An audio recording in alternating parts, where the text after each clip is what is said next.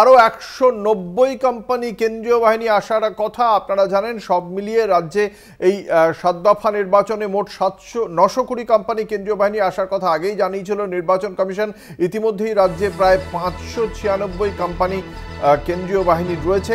আরও ১৯০ কোম্পানি কেন্দ্রীয় বাহিনী আসবে বলেই জানতে পারা যাচ্ছে নির্বাচন কমিশন সূত্রে।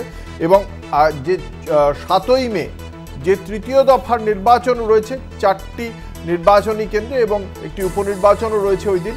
ফলে তার জন্য ঠিক কীভাবে বাহিনী মোতায়েন করা হবে সেই বিষয়ে কমিশনও এই বৈঠক করে নেবে। কথা বলবো, আমাদের সঙ্গে রয়েছেন আমাদের প্রতিনিধি সত্যসুন্দর ভট্টাচার্য। সত্যসুন্দর, এই যে ১৯০ কোম্পানি এবং বর্তমানে রাজ্যে থাকা ৫৯৬ কোম্পানি, ৭ই মে কিভাবে এই কোম্পানিকে মোতায়েন করা হবে কি জানা যাচ্ছে? দেখো, অতিরিক্ত যে ১৯০ কোম্পানি কেন্দ্রীয় বাহিনী আসছে, এই বাহিনীকে কিন্তু মূলত চতুর্থ দফায় ব্যবহার করা হবে, এমনটাই কিন্তু কমিশন সূত্রে জানা যাচ্ছে। সেক্ষেত্রে ইতিমধ্যে ৫৯৬ কোম্পানি কেন্দ্রীয় বাহিনী রাজ্যে রয়েছে। আগামীকাল দুপুর ১২:৩০টায় তৃতীয় দফার বাহিনী মোতায়েন নিয়ে কমিশনের একটা চূড়ান্ত বৈঠক রয়েছে এবং সেই বাহিনী সেখানেই কিন্তু বাহিনীর একটা চূড়ান্ত রূপরেখা ঠিক করা হবে।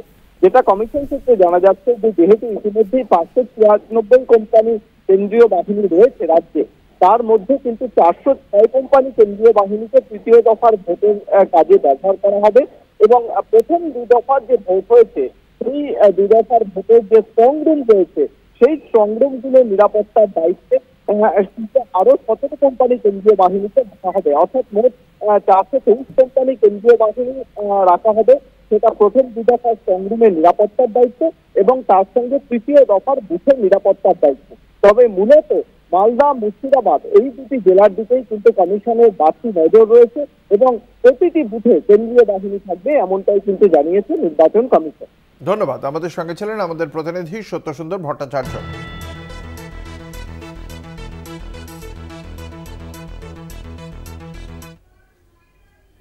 এখন এ পর্যন্তই। দেখতে থাকুন কলকাতা টিভি, রাত দিন ৭ দিন।